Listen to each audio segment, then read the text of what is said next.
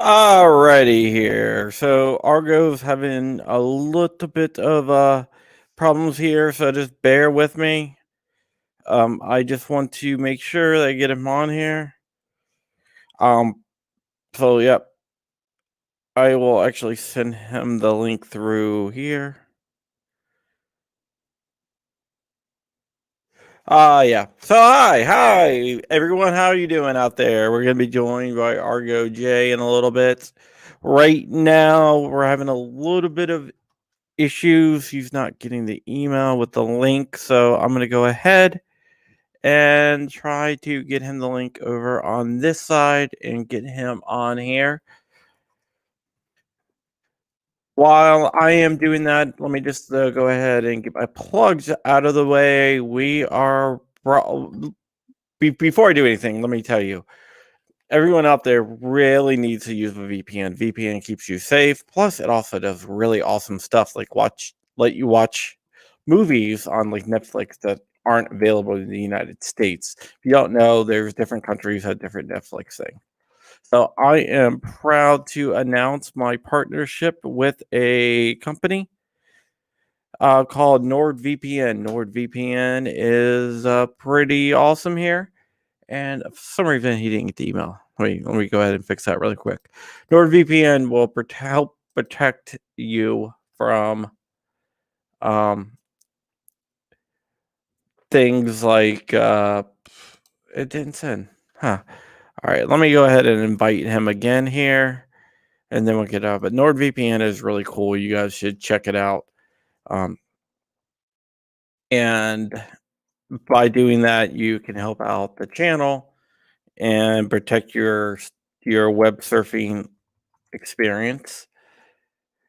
But yeah, let me send this. You gotta love it. Mondays, right? So NordVPN is the newest sponsor. We are also sponsored. It's not working. What the hell? Let me try that again. Aaargo J. Give me 1 second here.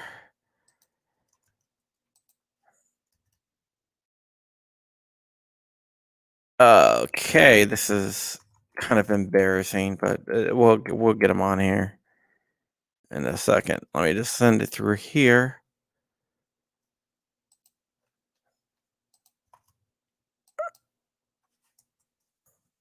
AargoJ at Gmail.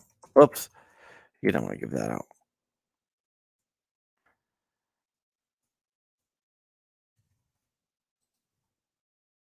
We're going to get him on here. This is so embarrassing. All right, we are also sponsored by Tusk. Tusk is a really, really cool thing. It's the only cryptocurrency that is gun friendly. What I mean by that is they are heavily invested in the gun community, and you can actually buy stuff with your Bitcoin or your Tusk on different things. We are also sponsored by Black Swan Tactical. Black Swan Tactical is my company. 100% of the proceeds goes to my niece Bella.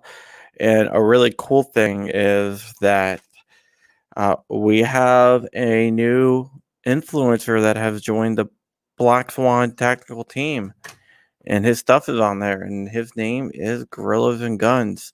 While we are waiting to get all the technical issues fixed here, I'm going to go ahead and show you a little bit of the Gorilla and Guns collection, which is really cool. You can go ahead and buy some Gorillas and Gun stuff. Him and Sandhill shooters on there.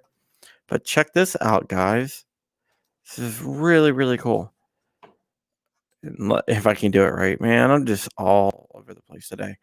And I see Aaargo in the background.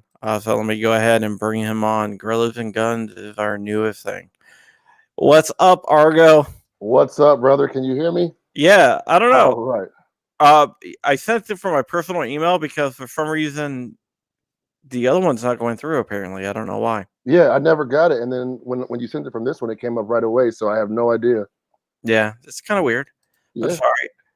All right. So, Argo, Yes, you sir. are a civil rights activist, a gun activist, and a filmmaker.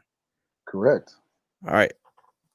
Okay, let's jump right into it. I want to know about this film that you're making. Okay. Awesome. 'Cause Awesome. my friend Devin's told me so much about it, and so have Maj and everyone else. Okay. Well, that's pretty cool to hear. So the film is entitled. First of all, appreciate you having me on. Though. Let me not lose my manners here. But secondly, the film is called Black Ops, and it's an ops is an acronym, and it stands for Black Opinion in Popular Society, and it's basically trying to highlight and shift the image and the perception of Black Americans in firearms, specifically Black males, but definitely all Black Americans, especially with the current state of affairs in the country right now. And it's just trying to change the perception of the negative perception or connotation that Black Americans have had when it comes to firearms. Yeah, there is a lot of negative connotations out there when it comes to Black Americans and firearms. Why do you think that is? I think that a lot of it comes from um, the intended and intentional oppression of Black Americans early on in the history of America. Uh, we know that a lot of the restrictions placed on firearms excuse me, come from and came from trying to prevent freed slaves and now freed Black men from owning and possessing firearms for fear that they would retaliate against their former owners and masters and plantation heads and things like that. And that's where a lot of the restriction came. But restriction from an authoritative standpoint uh, is only one part of it. Now we have to make it a community restriction. We have to make it taboo within the community. And the only way to do that is to demonize and let's give you the guns, but uh, let's not give them to you the right way. Let's not give them to you with the education. Let's let you be ignorant with the gun so that you can kind of tear yourselves apart from the inside. And then once guns become, a negative or a taboo thing, then of course you won't want them because the whole Black community for a very long time, guns and the thought of guns were only associated with gang violence and gang members, and this is within the community, and that guns are something bad for Black people, but white people do it all the time. You know what I mean? So Yeah. Maj, who's a friend of you and me, uh, have a saying. He always says that all gun control is racist. Would all you? of it, all of it, every last bit of it. I mean, you take a look at the first gun control laws in California. The Beaufort Act, Those right? Well, not even the Mulford Act. Prior to that, there were gun control restrictions, not laws, I should say. I apologize. There were gun control restrictions put in place to keep Native Americans from owning firearms. So every gun control law is racist. And then you fast forward to the Black Panther movement uh, and the Mulford Act, and then you definitely see its racist head rearing. So definitely. So it's definitely. And I saw a comment come up that said that Hollywood won't help anything. That's why I'm not taking it to Hollywood. That's why this film is going to be uh, user and crowdsourced. I want it to be from the people that are going to benefit from it the most, which is the armed American populace. No matter whether you're white, black, or Hispanic, or Latino, or Asian, or whatever, um, because it's all relative. It's all relative. Yes, it encompasses primarily Black Americans, and that's the main focus. But all of that affects the way we all operate as gun owners, and the way we think, and the way that we get along with each other, and the way that we build um, our army, pretty much to speak, because we are under attack. The Second Amendment is under attack, and if you're a gun supporter, like we need allies all across the board, and we cannot continue to isolate and separate us just because we're different. It's our differences that are going to make us stronger, but yet and still we continue to use them as a divisive tool, and that can't continue to happen. How did you come up with the idea to make a film? We know your reasoning behind it, but how did you come up with the idea? Like, say, hey, I'm gonna take my reasoning and put it into a film. I guess it's a good question. I guess I started because of YouTube. That's how I got my initial start or whatnot. Uh, and I wanted to do this, and I first did a little snippet. It was about a 7-minute thing for YouTube. Um, and I said no. I said this topic deserves more praise, more highlight, more attention than just a 7-minute YouTube film or a YouTube video. Um, and I actually reached out to Hollywood. I am friends with well, I'm not friends with. My mother is friends with the mother of the gentleman who worked on 12 Years a Slave and Red Tails, John Ridley. And we reached out to his mom. His mom got in touch with him, reached out to his publicist, spoke to her, thought it was a great idea, gave me some names to talk to and people to talk to. And when I took it to Hollywood, I say Hollywood, but you don't know if this is actually Hollywood, but bigger movie people. They liked the idea, but they wanted to shift some of the perspectives and some of the narrative. And I said, no, we can't do that. I can't afford to do that because when I do that, the meaning changes and it won't be genuine. It won't be real. It won't be true. And I'm not willing to do that. So I wasn't willing to co-opt the meaning of what I wrote and what's real in America to fit a Hollywood narrative. And that wasn't going to happen. So I said, hey, let's do this. Let's try to crowdsource it and fund it. And it's taken me a while. There's been 3 rewrites, but I'm glad that there's been 3 rewrites because there's been so much that has happened from the time that I first wrote it to right now. So there's so much more that I've had to include into the documentary and work around things. And when you're writing a documentary, it's not necessarily a script, it's more of an outline. And then you just film it as is and as needed with certain parts being scripted, but it's definitely always a living, breathing work of art. So Yeah, one of my friends is a documentary filmmaker, and whenever he works on a documentary, it takes him like 3, 4, 5 years. yeah, absolutely. And for me, from working on the ground up, it's been about that much just trying to get it off the ground, find funding and find sourcing. I figure for about, I think my goal, I don't think, but my goal is to raise about $50,000 to film it, produce it, and distribute it. And that's very low budget as far as a film goes. That's very low budget. Yeah, realize how much it costs. Yeah. By like working with him because he let me sit in on a couple of different things just so 'cause I was very curious about documentary filmmaking, and I was like, oh, I got some ideas with some documentaries. But I sat in a few things with him because I was interested in making a documentary, and I saw all the BS and everything you have to go through, and how long it takes, and how much money you have to dump into it, and I was just like, yeah, you know what, I think I'm gonna stick to writing. Yeah, man, and it's definitely a labor of love, man. If I didn't have a passion and I didn't have the dedication I have to get this message out, I could definitely see where some people would be deterred from doing it for sure. Now, let's talk about distribution because sitting in other meetings, I learned a little bit about the different distribution models. Hmm. You have several different paths you can go. You can go with like theatrical release, which is usually the bigger documentaries. Hmm. Then there's a lot of people who get their documentaries out there through going through with the distribution, like through different streaming services. Hmm. Hmm. But a lot of times those don't pay very well. Hmm.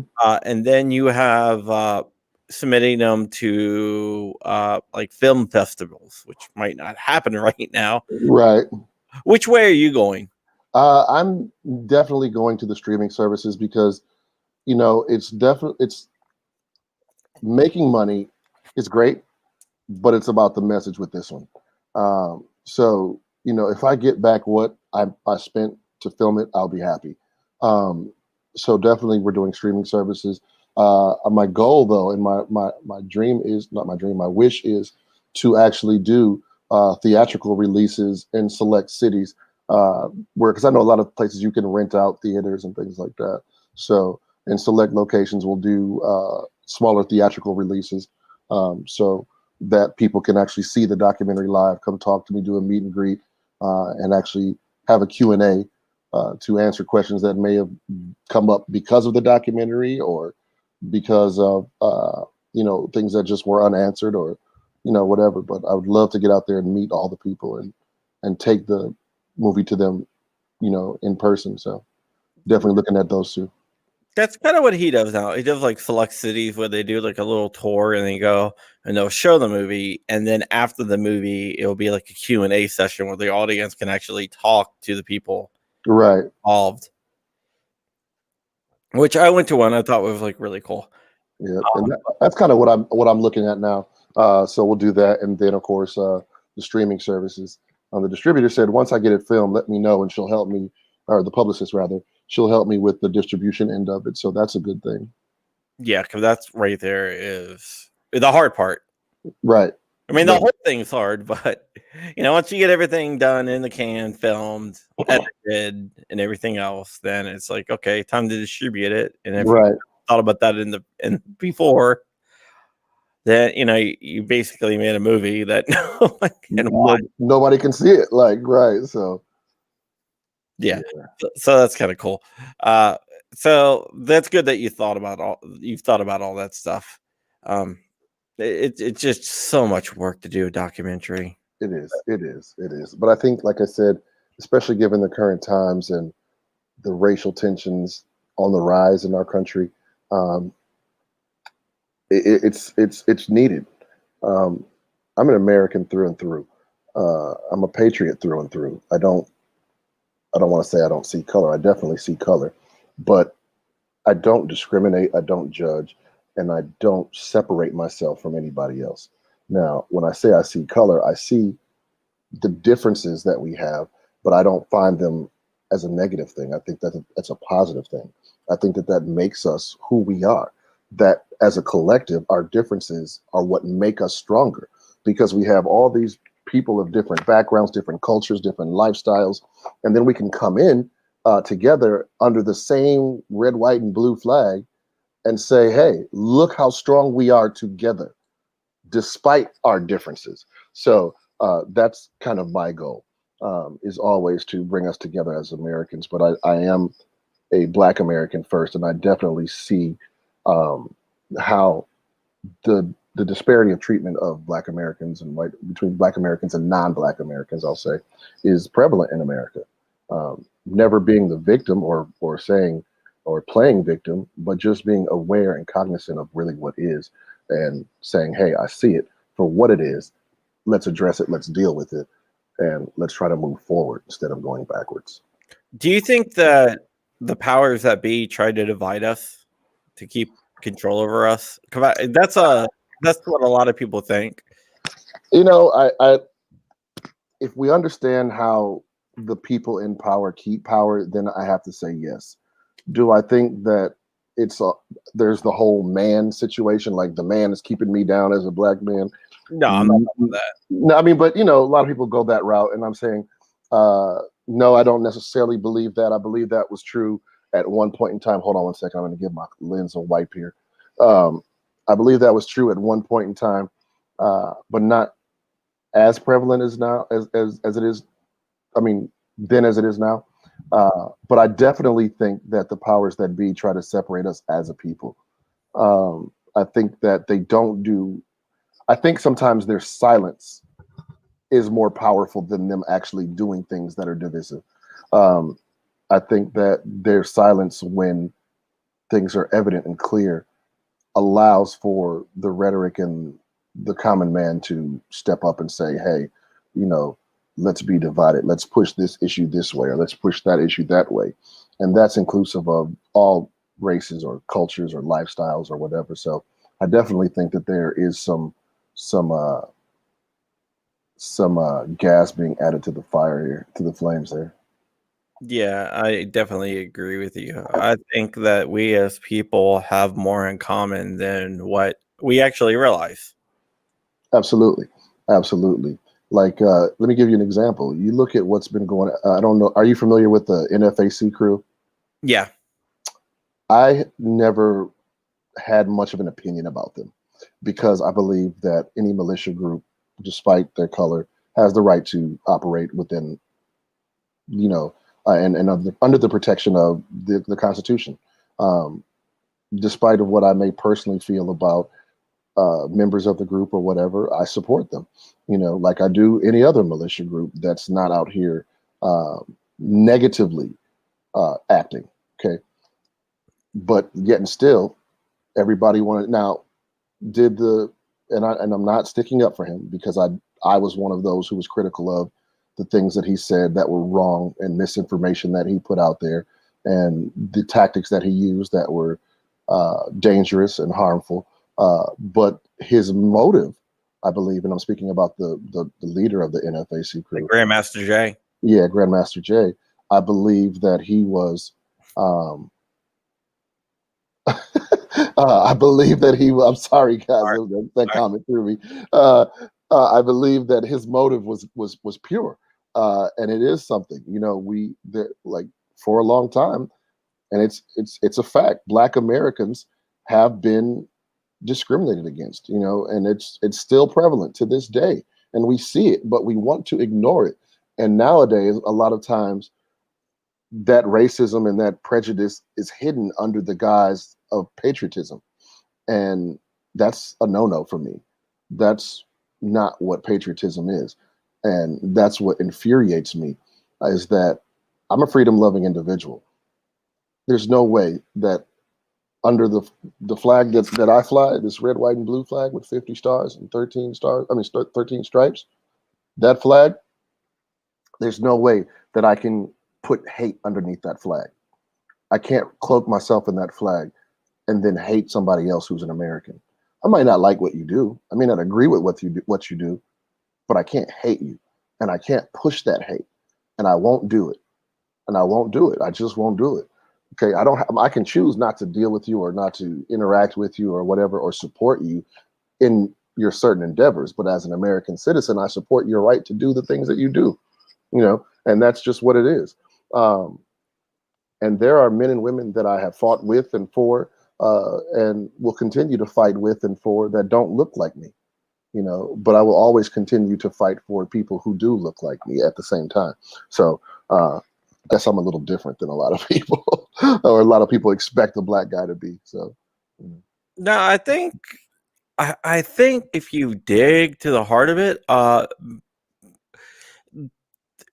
lot. I think a lot of people are exactly like that, but those aren't the ones that get highlighted. No. And then a lot of people feel like that, but they're afraid to act on it because now I'll offend this group of friends, or I'll offend that group of friends, and I'll offend this particular company or that particular company. And not me. I just don't give. Can we cuss here or no? No. I'll censor myself. I'm a dirty pirate, so excuse me. So, but I just don't care much. I just don't care about who I offend and who I don't. If the truth needs to come out, the truth needs to come out. And it is what it is, and that's just where it lies. So, yeah, you have a lot of the same beliefs that I do. I'm always one that, if speaking my mind is going to get me canceled or whatnot, so be it. I'm not going to let people bully me. I got a big issue with bullies. I'm not going to let people bully me or pressure me into not speaking my mind. Absolutely. For those of you that don't know, I am a public school educator, and non-union on top of that. So there's a black non-unionized educator, public school educator, who's pro Second Amendment. Like, how many more stereotypes can I break? You know what I mean? Like, and I go to work every day. Well, not every day, not because now I'm teaching from home. But when I would go to work, I would wear my shirts and my hoodies and stuff that would express my love for the Second Amendment and my love for freedom and being able to voice that. Even though I did have, this little voice in the back of my head saying they're going to fire you, but I didn't care. I really didn't care. I still don't. So. Yeah, at my son's old private school, my car, I used to have a car and the license plate said gun ammo on it. And the headmaster at his old school came up to me. He goes, "Hey," and she stopped me. She was like, "Hey, can I talk to you for a second?" I said, "Yeah." She's like, "I noticed your license plate." I'm like, "Oh no, here we go." Mm-hmm. I just want you to know that I agree with you. And she said it like she looked around to make sure no one was looking. Yeah, I mean, because we do that thing that's taboo. We support our freedom, and that's not something that's openly discussed, especially when it comes to our guns. But and it is funny because it's like I had parents who found me on YouTube because I definitely try to separate where I can. I don't want to spit in the face of the administration for the public school system, so I never put my legal name on videos or anything like that, to make it a little bit harder for them to dig and find, which is why I've always used Aaargo J. But parents find me on YouTube, and then they come up to me and they say, "Hey, Mr. So and So, I really like that video you did, and I feel so much better knowing that you're here with my son or my daughter." And I've had one parent say, "Hey, when you leave this school, my kids are leaving because I know that you'll protect them if something goes on." And I mean, and that's what it is, and that's really what it is. I mean, we're the first line of defense for our children. So when the argument came up about arming teachers, like, I was all for it. Now, I don't believe that every teacher should be armed, just like I don't believe that every citizen should be armed. I believe every citizen has the right to be armed, but if we're honest about things, everybody's not capable. It's just a fact, and we have to accept that fact. But that's not saying that they don't have the right to be. Okay, so there's definitely a line there, but I don't think all teachers should be armed. But I definitely think that arming your staff is the first line of defense to protecting our kids, because things do happen in the schools, unfortunately. So Yeah. When I used to teach classes, I used to ask, "Are you capable of shooting someone?" Because if you're not, then it's not for you. it's not. You probably shouldn't be carrying a gun because they're going to take that gun away from you. Yeah, and I said that yesterday in a training class. I told the young lady, I said, "Hey, look, we have to be honest with ourselves, because there's two things that we need to realize that aren't really glamorized or glorified when it comes to owning a firearm. That's number one, that you may indeed have to take a life. Okay, you will potentially have to kill somebody, because we don't train to shoot in the arm or the leg or any of that nonsense, that Hollywood stuff. And two is that we may not be the victor in that fight. We may not come out on top. Everybody wants to act like, oh, if I get in a gunfight, I train this, that, and the other, and I may fight. I said, look, man, we got guys and gals out there overseas right now, laying their lives on the line, protecting freedom for us, who are getting taken down by 13-year-olds, 11-year-olds with AKs. You know what I mean? So, and these guys and gals have been trained with millions of dollars of training under their belt, collectively, and they're still getting taken down. So we're not guaranteed to win a gunfight on the street. We're No. not. All it takes is like one shot, one That's lucky it. shot. That's it. So, and I want people to realize that when they carry a gun. And that's why we say that the gun is the last resort, because you don't want to get into that situation. So if you can't talk your way out of it, or walk away, or I'm sorry, You're a I popular apologize. guy. I'm sorry. Like, yeah, no, I literally, there was a situation today at school, and we're still dealing with it, but now it's my time, so they'll be okay. Let me turn that volume off, and that's kind of why I was late, and I apologize. But yeah, trying to deal with angry parents and ignorant parents is a job in and of itself, man. Oh yeah, yeah. Yeah.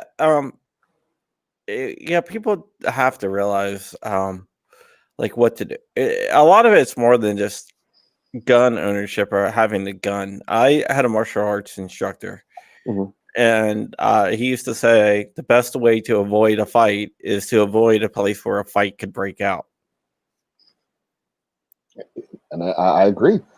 When I became a gun carrying member of America, I stopped going certain places. Mm-hmm. I stopped hanging out in certain areas of town. I stopped frequenting certain establishments, because the probability of getting into a confrontation was greater. So, Yeah, a lot of it has to do with situational awareness. absolutely. You can actually see when you're in an area that you shouldn't be in. When I say you shouldn't be in, I mean, like, yeah, people. No one here is up to any good. Right. And that's that could apply to so many different areas, not just necessarily, you know, your typical bad areas of society. I always tell people, do you hear feedback on your end with me? No. Okay. I always tell people that evil has no motive. Evil has no location.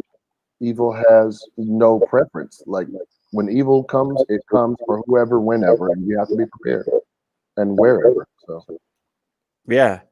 When I was a baby, I was under a year old. My mom was home alone with me and my 4 older sisters, and she heard a noise at the front door. She went to the front door, didn't see anything, and then she heard the back door get kicked in. This is like in the 70s. mhm, So she went in and grabbed her little Saturday Night Special, which is like a 38 revolver, snub nose. mhm. Went down there, and there was a guy down there with a knife. And she told him, "Hey, you need to get out of here." And he's like, "No, I'm not leaving." And she's like, "I'm gonna shoot you. If you take one more step, I will shoot you." And he's like, "No, you won't." And he took a step towards her, and she shot him. Good for her. But that shows you, even in the home, evil can come. It has no. My main video was about me having to use my AR-15 or go to my AR-15, I should say. I never had to pull the trigger at home, and I get so much pushback on that video, and I have to be honest, a lot of it is because I'm black. But there was a large number of guys that came for my upstairs neighbor. I lived in a duplex at the time. He ended up sleeping with uh, somebody's girlfriend, and that guy came for him, and he brought his buddies. You know, he brought his buddies to jump this guy. Some of them dudes had guns or whatever, and they were kicking on my door. Though they had no idea which unit he lived in, and they were kicking on my door. And I look out the window and I see all these dudes, and then I see a couple of them, you know, reaching into their pants like they got guns or something. So I said, "Oh snap! Like, let me put down this pistol and grab this rifle. There's a lot of dudes out here." You know, so I go out to my front porch because my kids were sleeping in the house, you know, and I'm not going to wait until they get inside to No, defend myself. You know, people are like, "Why'd you go outside?" And you gave up your tactical advantage. First of all, screw you. Second of all, I know that situation. I know my house and my layout and my terrain better than you do. Like, so you're missing the point of the story trying to play tactical Tommy instead of listening to the point of the story. So I ended up going outside and I had my AR kind of hidden on my hip or on my side so that the general populace didn't see it in the neighborhood. But I was at a good distance from them with cover if need be. And I said, "Hey, I get that you have a beef with the upstairs neighbor, but you're kicking on my door, and that can't happen. So, you know, I'm gonna need you guys to leave." And at that point, one of the guys saw my AR, and he screams out. This is in the video. He screams out, "Dude got a tech!" Like, so, like, no, I didn't have a tech. I had an AR, but they saw it and they left. a In check. that, a tech, like a Tech 9. Oh, You know what I mean? he thought So an yeah, AR was a Tech 9. exactly, exactly. So, you know, on the video, I get all these hits and these negative comments about, "Oh, well, you shouldn't sell drugs or you shouldn't brag about what guns you have. They were coming for your guns." No, they weren't. They were coming on some ignorance, trying to hurt my upstairs neighbor because he did something to offend somebody, and they just had to deal with me. But because I'm a black dude, I must be a drug dealer or I'm into gang activity or they were the police coming to get me because I did something wrong. So it's just a never ending faucet of nonsense because I have to keep filtering my words here. That is related to that video. If you don't believe me, go check it out. It's my why I needed an AR-15 or why I needed my AR-15 video on my YouTube channel. Yeah, I know a couple people. I know one person through someone who was shot at because of a mistaken identity. Hmm. Um, one of Devin's friends, you know, Devin Perkins, Yeah, yeah. one of his friends were shot at because of a mistaken identity. And I know another guy who was shot at because he's El Salvadorian and he lives in an El Salvadorian neighborhood. Hmm. And they mixed him up with a member of a rival El Salvadorian gang. So he had to defend himself against them, and the whole thing was because they thought he was another guy. Yeah. And that could happen very easily. People don't realize it. I mean, look at what happened to Devin when he was in Chicago. That's what I'm talking about. That's one of the situations I was talking about. Yeah. So that's and Devin was helpless because of gun laws and restrictions. So luckily his friend was able to, to defend himself and his 5-year-old son and Devin. So that's why gun laws hurt the good people and do nothing to the bad guys. The bad guys aren't going to follow gun laws. Of course not going to happen. Of course. 9 out of 10 guns, actual statistics, 90% of guns used in crimes or acquired illegally. Absolutely. So it's not going to happen. And over 90% of shootings happen in gun-free zones. People pick soft targets, and that's just a fact. That's a fact, and people who are hell bent on doing evil know where to go. They know if I go to this particular mall that has restrictions on, possessing firearms, I'll have a better chance of, succeeding with my evil mission versus going to a gun show and trying to do the same thing. You know what I mean? So, or versus coming to some place that's welcoming of legally armed citizenry. So, yeah, Lobby Day last year in Virginia, when there was tens of thousands of gun owners, all heavily armed, nothing happened. Of course not, because no one's gonna try to do something because they wouldn't last like 2 seconds. I mean, like when any of the trade shows, like at SHOT Show or at the NRA conventions, or the USCCA conventions, the carry conventions, like those are the safest places you could be. Like there's no place safer. And I feel for the fool who tries or is ignorant enough to. Funny stories. I'm not going to tell the story, but somebody tried to rob James Yeager at one of the trade shows. Bad choice. Bad positioning, bad timing, bad everything. So, yeah, that is true. It was a few years ago. I guess it was like 5-10 years ago. There was a UFC fighter named Brandon Vera, mm-hmm. and he was with 3 other UFC fighters in Maryland at their jiu-jitsu coach's house because they were training for a fight. So there's it was their coach and 4 UFC fighters sitting around. 2 guys tried to strong arm rob the place. It didn't turn out too well for them. I can imagine not. Like it was strong arm too. Just I'm gonna take you on and hope that I come out the victor. Yeah, that was good luck. Yeah, I mean, I guess they had baseball bats, but still, 2 guys or 4 UFC fighters, even with baseball bats. Yeah, not a good look. Not going to turn out the way you think it is. So no, but to go back to your your first question, like, it's important that we spread the knowledge and the education amongst all of the American citizenry, because the people are trying to divide us. There are people rather that are trying to divide us, and I think an armed populace is a safe population. It's a safe place for everybody, because if we're legally armed, I think everybody I know that carries a gun legally, they have changed their lives so much, and they're such different actors in the community than they were before, that saying that an armed society is a polite society is very true. Yeah, you can't be a hothead and carry a gun. No, you can't. Can't do it. It's not advisable. No, it's not. Not at all.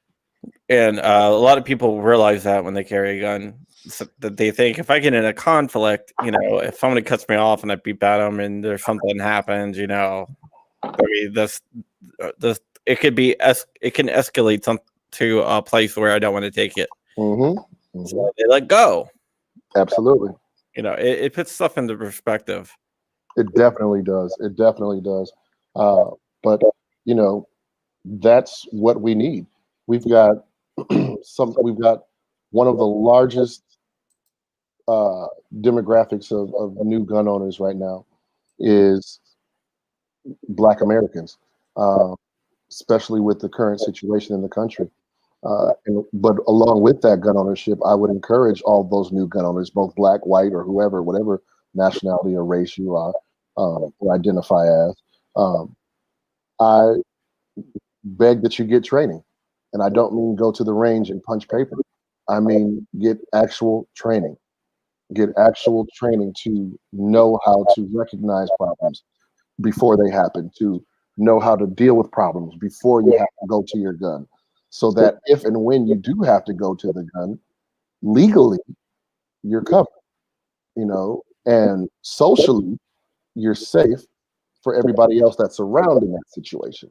So there's a lot that goes into owning a firearm, and we just can't be all out here willy nilly. Oh, I got a gun. I'm an American, and that's it. So Yeah, I think a lot of gun owners learn to swallow their pride a little bit. Like if there's a conflict, you know, be like, hey, sorry, my fault. Even if it isn't your fault, I think a lot of gun owners mhm, will say that.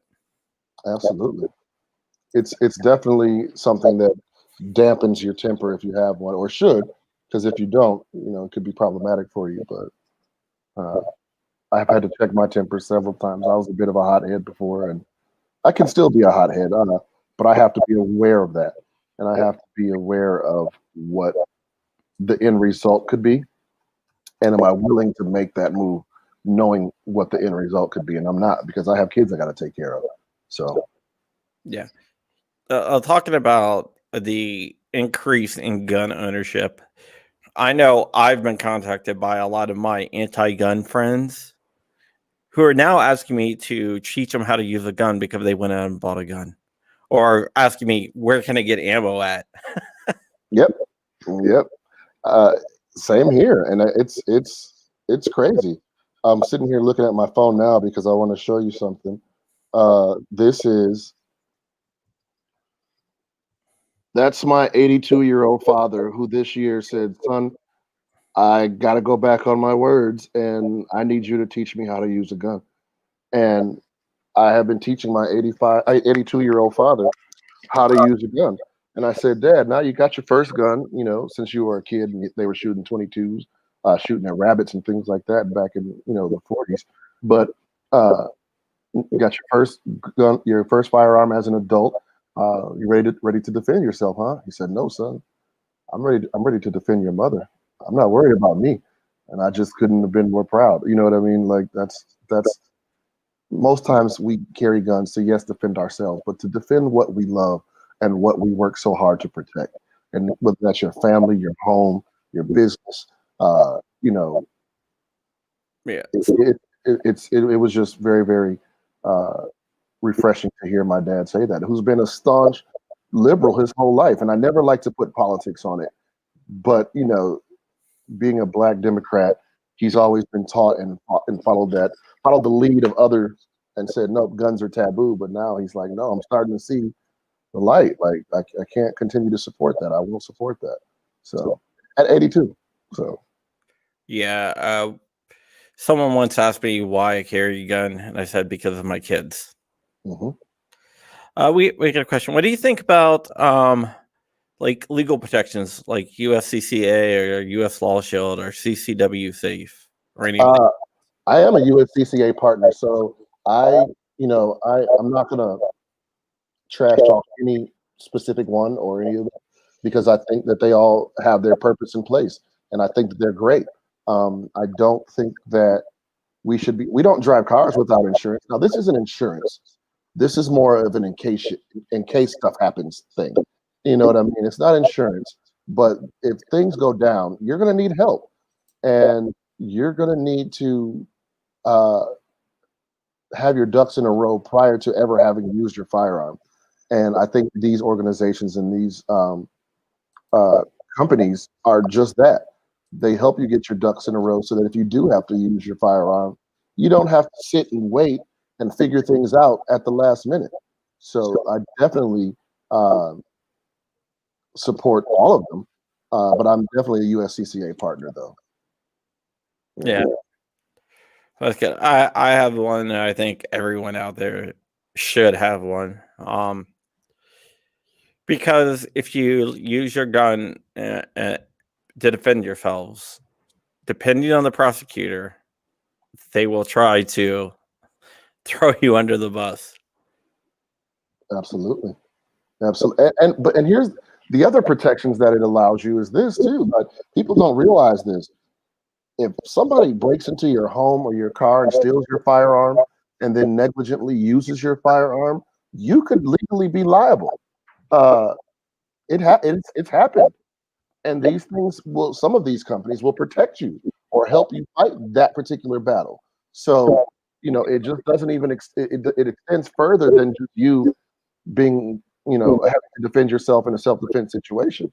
So it's definitely something that all Americans should look into if they're going to carry firearms. So Yeah, I definitely agree with that 100%. I'm a big proponent of getting some type of like carry coverage, whether it's U.S. Law Shield, USCCA, or any of the other ones, to compare and see which one works best for you. hmm hmm and the good thing that I've noticed is they're all about the same price. Their packages are reasonably priced. They're all around the same price range. So, there may be minor differences in certain coverages, but as far as finances go, I think that they're looking out for the people's best interest and they're trying to make it affordable for you. Because how much is your life worth? Yes, you want to protect your life, but that's not the only way that your life could end. Your life can end if you use your firearm and you go to jail for the rest of your life. So, do you want to end your life that way? So no, you definitely don't. So these places that have those carry coverages are wonderful. Yeah, they definitely are. Um, I think it's just a smart decision overall. I agree. All right, let's get back into you. And what else do you do besides filmmaking and advocating Second Amendment stuff? Like I said, man, I'm a dad. I'm a teacher, and a lot of it is guns, and a lot of it is trying to.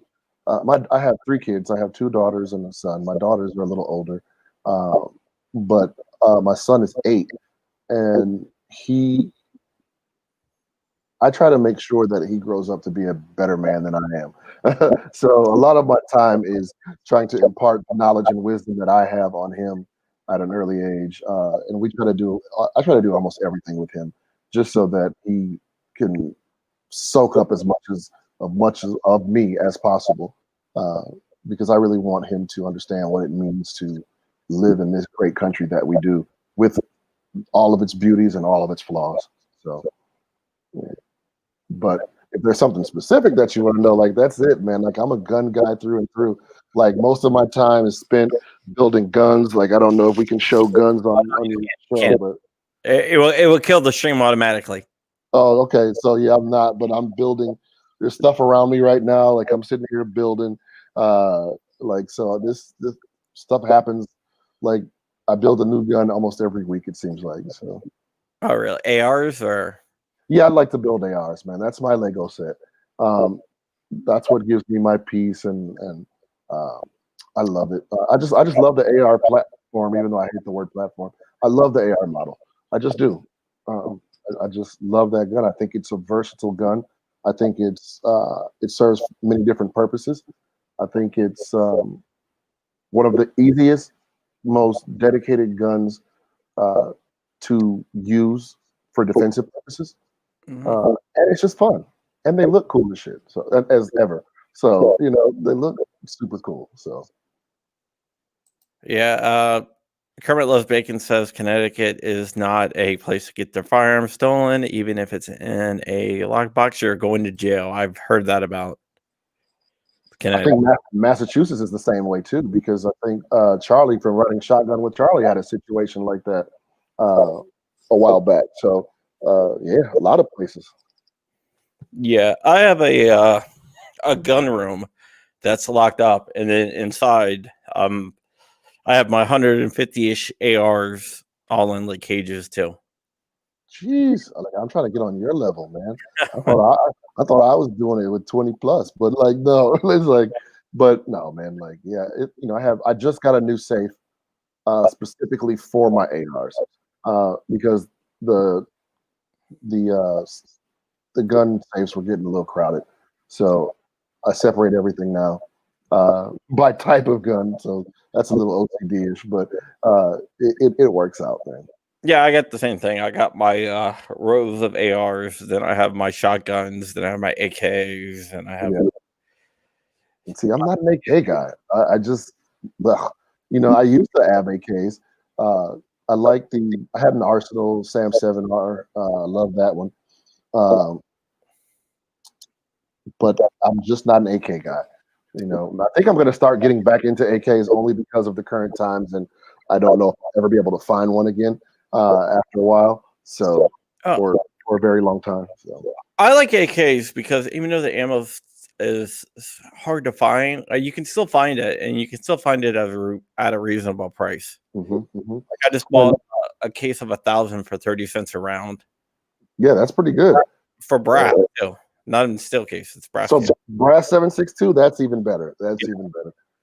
But you know, I've been lucky to find ammo at still reasonable prices. I've been able to find 9 mil at reasonable prices and in stock. I have to make a trip to 2 different stores once a week, but I don't mind that. I've been able to find 5.56 green tip, not gouged, and I've been sharing it with my friends and the people on Instagram. Like I've been sharing that stuff. If you know where to look and you know what companies to go to, so there's still ammo out there available at good prices. But I think that's kind of one of the main motivations for me trying to get back into AKs was the ammo crisis. So I think that was something that was kind of leaning me back towards that. But overall, I'm definitely not an AR guy. I mean, an AK guy. I'm an AR guy. I wasn't really. I mean, I liked AKs, and I had a couple AKs, but I wasn't really into AKs until a guy named Jeremy Deadman, the owner of XSEC, started flying me out to these different AK events. And I don't know. Have you ever been to an AK event? I have not, because I feel like I'll be in Russia. But it's like Comic-Con meets like a gun match. Like people are like competing in AK competitions, and they're all like dressed up in like these different crazy costumes and stuff. I'll definitely have to check one out once I get moving here, man, and get around and all that. But, yeah, they don't take themselves too seriously. Oh, that's pretty cool, and that's good because a lot of gun guys take the fun out of gun ownership and fraternization with the community because they're so serious all the time about it. Guns are something that you can definitely have fun with. Have fun with them. I mean, still while being safe, but like let's not take ourselves so seriously all the time. We're not all Super SEAL Team 88 Delta Team, 4 guys. You know what I mean? That's not all of us. Like we're not that. So, or we're not that all the time. So let's be who we are. Let's have fun. Let's enjoy the firearms. They're quite fun. My son loves to go shooting. Like I'm not going to be out there, but I need to be, strict with him. I am, but let's have some fun. Yeah, it seems like there is a subset of gun guys who are like guns are tools. That's all they are. And if you say, well, I like to have fun. I like this gun because it's fun to shoot. It's not really practical, but it's fun to shoot. And they're like, oh, but that's a waste of money because a gun is a tool. It shouldn't be. And I'm like, yeah, they can bite. Like it's like, come on. Like there's certain guns that aren't fun to shoot for me, and I will never shoot them or own them. But I'm not going to stop anybody from doing that. Like if you find that gun fun to shoot it till you turn blue in the face. I don't care. Like guns are fun, and let's be. I think it digs down deep into the recesses of our immature boyish self. When we were all younger, and I think most boys at some point wanted to be that gun-toting hero of whatever genre it was, whether it was a soldier, whether it was a cowboy, whether it was just even a gangster. You know what I mean? But we always wanted to be that gun-toting hero uh, when we were younger. And I think now that we're older and we're able to legally own firearms, a lot of that, makes us feel like that. We feel we have that little nostalgic connection to certain firearms at times. So there's nothing wrong with that. Mine was Commando. See, I'm a GI Joe guy. Like if on my couch right now are some GI Joe comic books that I saved from when I was a kid. The rest of them got destroyed in the flood, and I was able to save these. And that's one of the things that got me into guns and wanting to, be in service of my country and my fellow man, and in some way, shape, or form, or all that. Like those comic books right there on that couch. That's what made me do that. So. Yeah, G.I. Joe. One of my friends was like a big G.I. Joe fan, and he ended up becoming a Green Beret. Oh, see, there you go. That I grew up with. Yeah. He would watch G.I. Joe constantly. It's really funny because his brother is this like pacifist artist guy, and he's a Green Beret. Yeah, I mean, his brother's like very, very liberal, and he's like very conservative. I get it. I get it. Like G.I. Joe is what influenced a guy I know to become a commando also, and he did. He fought and did some pretty cool stuff. And right now he's a pretty squared away guy, but G.I. Joe is what gave him his. I mean, his comic collection is full of G.I. Joe too. And it's like that. The things that influence us as children never really leave us. They don't. And they make us who we are now. So, like, part of me being a gun guy is in relation to those comic books sitting on the couch. So, okay, you're a gun guy. You like G.I. Joe. The latest movie came out. Being a gun guy, I can't watch it because every time they pulled out their Glock, you heard a hammer go back. A hammer cock? Oh, like, there's no hammer. You're talking about the G.I. Joe movies, right? Yeah. That's because they're made by Hasbro and not Marvel. I think if Marvel would have taken over the G.I. Joe's movie production, they would have come out a lot differently. Yeah, they're talking about actually doing a Hasbro cinematic universe where they mix G.I. Joes and Transformers. No, thank you. No, thank you. You don't like that, man? No, like how does that work? Like G.I. Joe is rooted and grounded in reality with all the spaceships and the crafts that Cobra had, So how are they going to have Transformers? No, I mean, I'd love to see it though. I just can't conceptually visualize it right now. But I would definitely pay money to see that though. Because they would have a G.I. Joe mixed with Transformers, and then they're going to add another. It's a lesser known. It's a couple different ones, but one of the lesser known ones that I used to love when I was a kid was a show called Mask. I remember Mask, where they're producing a Mask movie. Oh, well, that should be awesome. See, how old are you, John? I'm 44. Oh, no wonder. Okay, I'm 46, and I'm like, wait a minute, you're talking my era. Like, I remember that too. So yeah, okay. Matt Tracker, and it was like Camaro with the up, like the little motorcycle that turned into a helicopter. Yes, sir. Like what? And it's crazy. I was talking about my favorite cartoons when I was little, and you got to be old. Like one of my favorite cartoons, and I look at it now, and I'm like, oh, how the animation was horrible. But it was Thundar the Barbarian. I don't know if you ever watched that or remember that. And Thundar the Barbarian was it. Are you still there? Is it just me? If it's just me, if you guys remember Thundar the Barbarian, let me know. We're gonna wait for John to come back. I'm back. Sorry, I hit the wrong. Right. Okay. I should come up here in a second, hopefully. There you go. There you are. Yeah, I hit the wrong button. Sorry. No worries. But yeah, my thing was Thundar the Barbarian too. The moon split open. Yeah, with Ariel and Ookla. Like Ariel and Ookla, let's ride. Like, that was my cartoon. Cartoons were great back in the days, but they suck now. Anyway, but no, man. So like a lot of my passions, I'm able to do right now because I learned about them when I was younger, and the curiosity kept me attached to it, and now I'm able to act out on that. You know what I mean? And I think that AR, my love for ARs is that's where my love for ARs comes from specifically, because I always liked the M16 platform or the M16 model. I keep saying platform, M16 platform and all the variants of it. And then when they started breaking things down into the M4, and then civilian ARs really started becoming popular. I was all about it. I was all about it. And then more recently, the advanced modularity of the AR just made it even 10 times worse in a good way for me. So, Do you know what got me into AKs? what's Besides that? Jeremy, like why I liked them, why I bought my first AK before I got into the AK culture. What's that? You're right. It goes back to my childhood. It's the A team. Oh, yeah. They They always always had AKs. They always had AKs and hit nothing ever, like ever.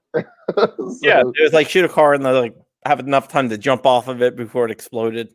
right. But no one ever got shot in the A team ever. Like, so no, I love the A team also. And I love the remake. I'm not gonna lie. Some people hated the remake. I love the remake. I love the remake. Rampage Jackson was the perfect BA Baraka. He was the perfect BA. I didn't know if he was gonna hold up. His acting or lack of acting made BA real. Like, like he was natural. It was natural. And he was the perfect BA. Like I loved it. I loved the whole thing. So Yeah, they casted it really well. they did. They did. I Cats mean, can ruin a movie or it can make a movie. absolutely, absolutely. No, and Murdoch was always my favorite in the show. And I forget the actor's name who played Murdoch. I believe he's an Australian actor, or he's from New Zealand, one of the two. But he just killed it in that movie. So, Yeah, Murdoch, I liked how they explained why BA was afraid of flying yeah, yeah, like, helicopter. I love it. I loved it. And then, I was just watching it with my son the other day, and it's just like he just Rampage did a great job. Is it gonna knock me out? It better knock me out. I'm gonna knock you out. Like he just wouldn't fly without being knocked out. Like you gotta dope this big dude up every time he gets on. Like come on, man. So Yeah, I know Mr. T was kind of upset because he wanted to rehash the role. he's too old. Yeah, it's like you're like 80, man. Like come on. I mean, I get it. Like you're still Mr. T. They maybe could have they could have done a cameo like they did with Face. You know what I mean? But Well, they wanted him to do a cameo and he wouldn't do it. oh yeah, he was salty. He was too upset. Yeah, Yeah. it's like, dude, you're too old to play. A young guy that's still in. Like, get out of here. And your mohawk is wrinkled. So, like, come on, guy. So, yeah. But no, shout out to Mr. T. Like, good dude. Um, stood for a lot in the community. He Oh, did you some, did. yeah. A lot of people don't realize that about him. No, he was definitely about his community. He was from the hood in Chicago. And, he definitely always gave back and made sure he was visible and tried to do some restoration in his community, trying to save the youth and help the youth. Uh, so no, shout out to Mr. T. Major shout out.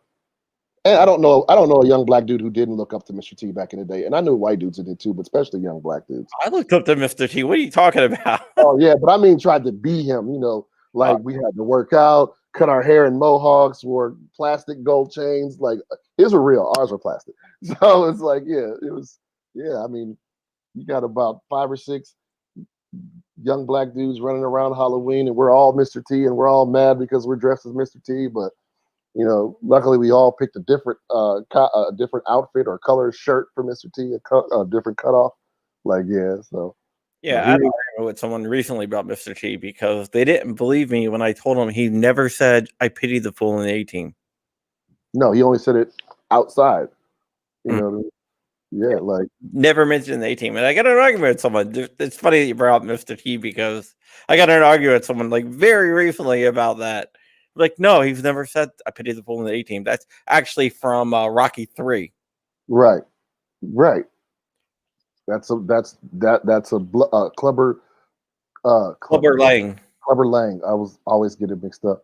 But yeah, no, it's that's the magic though. So uh, I Yeah, lo- I love it. I love it.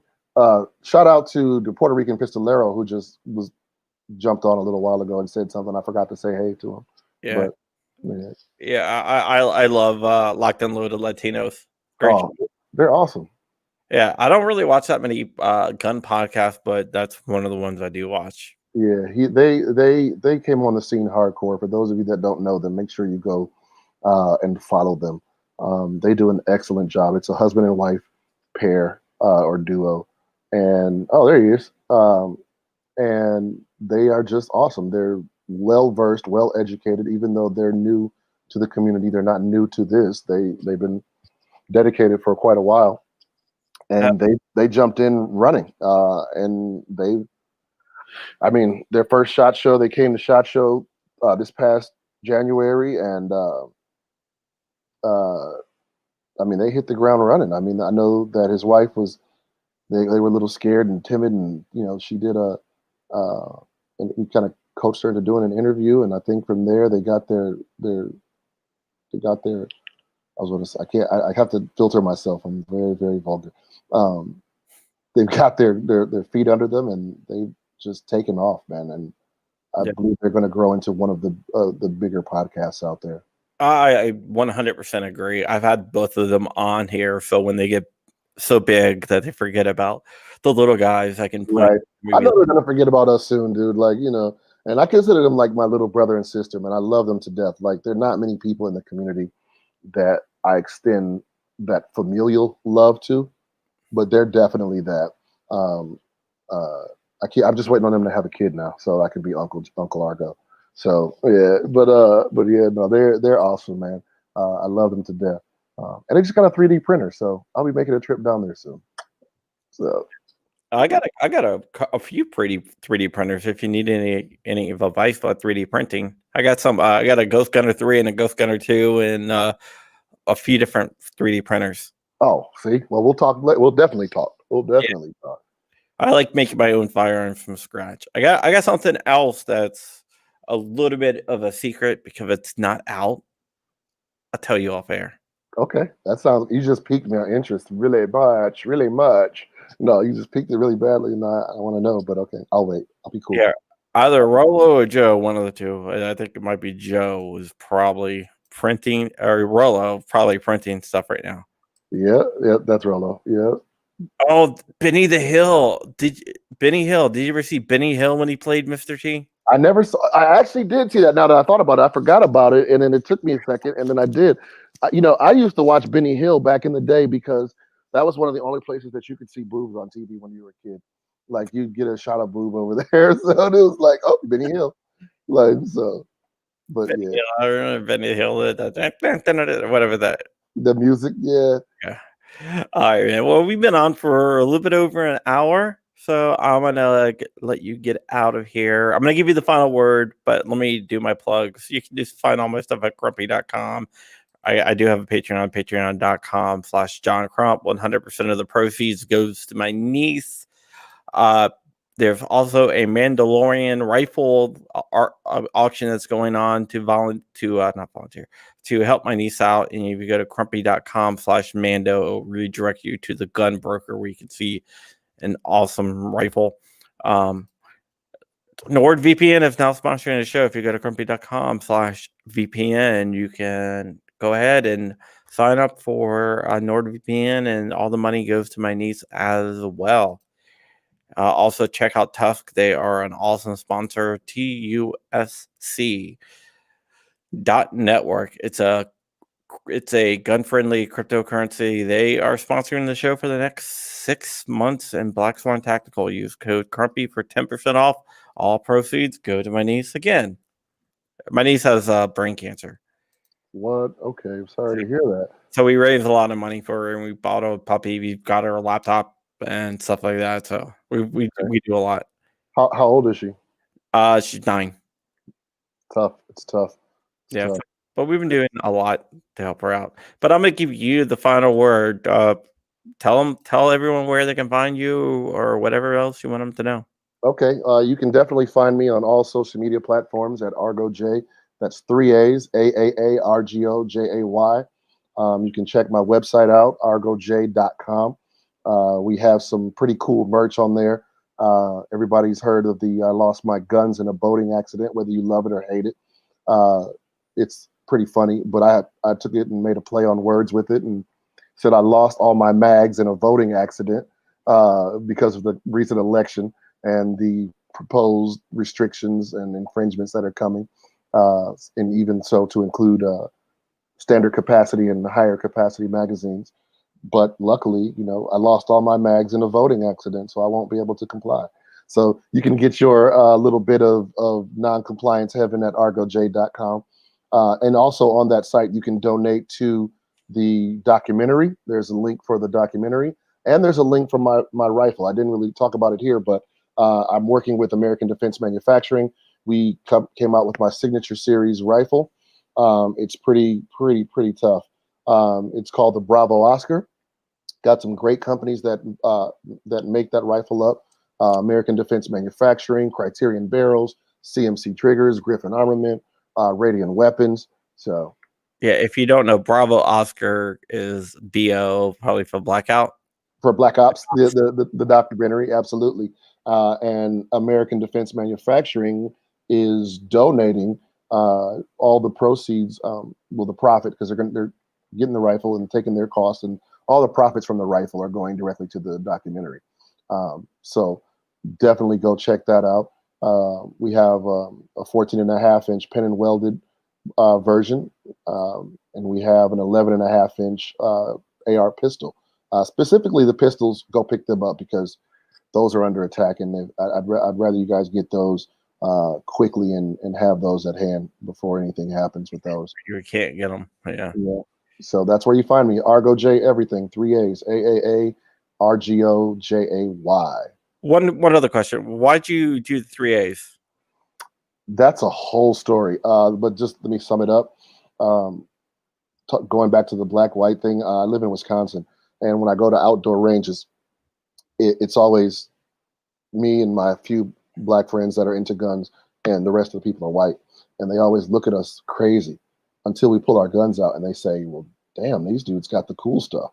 And they see us shoot, and they're like, "Well, let me come down here. Let's talk to them. Let's see it. Can I shoot it?"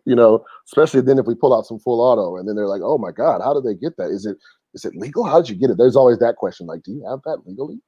Like, are you asking because you're concerned, or are you seeing if I'm a criminal? But at any rate, so long story short, we were coming home one day, two brothers and myself, two siblings who were also black, not brothers like that, but both ways. And I was saying, yeah, we should start an organization because everybody always sweats us one way and then they sweat us another way once they see our guns. We should start an organization, and we'll call it the African American Association for Responsible Gun Ownership. So African American Association is where the 3A's came from, Okay. for responsible gun ownership. Yeah. So Awesome. it was a joke. It started as a joke, and then we ran with it. Joe Drag, the website is argoj.com, and there's go down to the bottom to the Bravo Oscar link, and it'll take you right to the American Defense website page. I mean, and then I think that takes you to the rifle version. But if you search the website, you can find the 11.5-inch pistol version too. So, All right. Stick around for 1 second. yep. I'll be back tomorrow with Armament and Axis. Good guy.